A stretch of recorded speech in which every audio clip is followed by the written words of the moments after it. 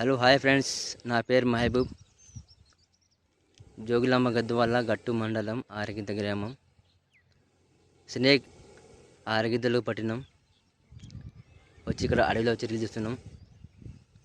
చాలా బుసలు కొడుతుంది. పగా మీద అది పోతలేదు. దీనిలో వచ్చేసి నీట విషయం ఉంటుంది. ఇది కొరికితే 2 గంటల లోపల హాస్పిటల్ పోవాలా, ట్రీట్మెంట్ చేసుకుందా, లేదంటే ప్రాణం పోయే అవకాశం ఉంది. చాలా ప్రమాదమైన పాము ఇది.